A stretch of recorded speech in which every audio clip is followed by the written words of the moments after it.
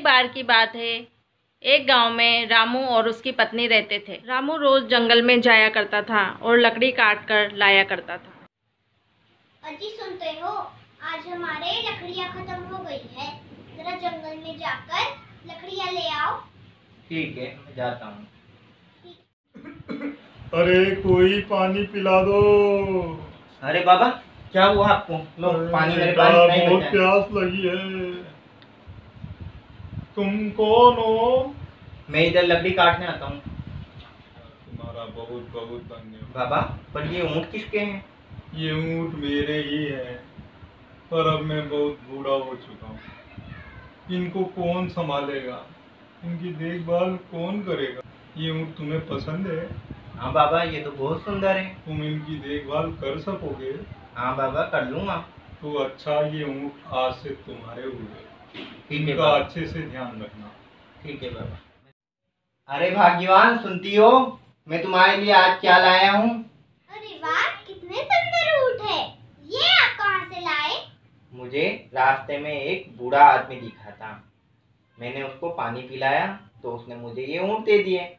अब ये आज से ही अपने हैं, तो तुम इनको समय पर दाना पानी दे दिया करो। ठीक है जी, ये लो तुम ये खाओ।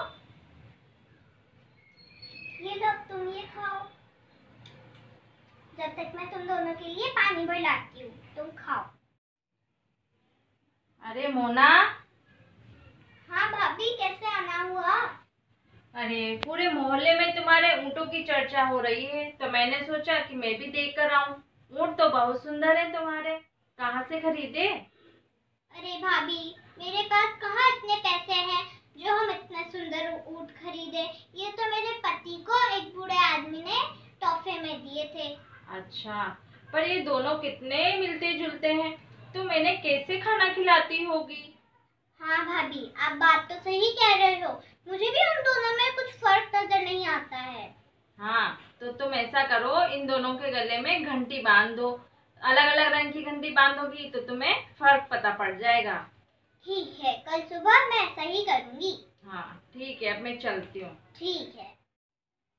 अजी, मैं सोच रही थी कि इन दोनों के गले में अलग रंग की घंटी बांध दे, ताकि पता चल जाएगा कि किसने खाना खाया या ना खाया। हाँ, बात तो तुम सही कह रही हो। ठीक है, मैं घंटियाँ लेके आता हूँ। अजी सुनती हो? मैं ये अलग अलग रंग की घंटियाँ लेके आ गया हूँ, तुम ऊँटों के गले में बांध दो जाके। ठीक है। ऊँटों के गले में घंटी बांध देती है। ऊँटों को जंगल में चराने के लिए लेकर जाता है। मैं बहुत थक गया हूँ, अब तुम दोनों जंगल में चले जाओ चढ़ने। मैं जहाँ तक विश्राम कर लेता हूँ, और तुम्हारी घंटियाँ बंधी हुई है, इससे मुझे पता भी लग जाएगा। गहरी नींद में सो जाता है और शाम हो जाती है। ऊँट चढ़ते चढ़ते जंगल में बहुत अंदर तक पहुँच जाते हैं। ऊँट के गले में घंटी बंधे होने के कारण उनकी आवाज़ एक शेर सुन लेता है।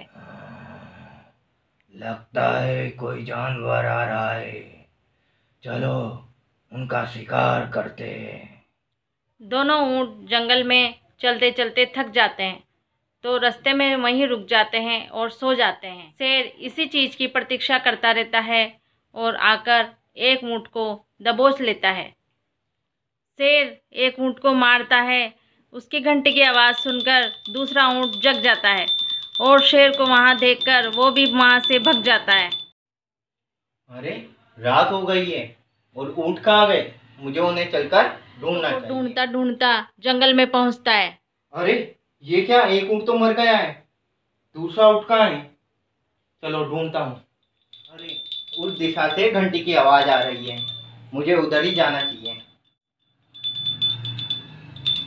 अरे, ये ऊँट, चलो अब इसको घर पे लेके जाता हूँ, पर घंटी के कारण मैंने अपना एक ऊँट खो दिया है। अरे, आ गया, आज बहुत लेट हो गए।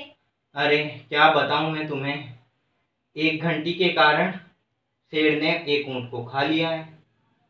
क्या? ये क्या कह रहे हो आप? हाँ, और दूसरा ऊँट? दूसरे ऊँट को मैं घंटी के कारण ही जंगल में ढूंढ पाया हूँ।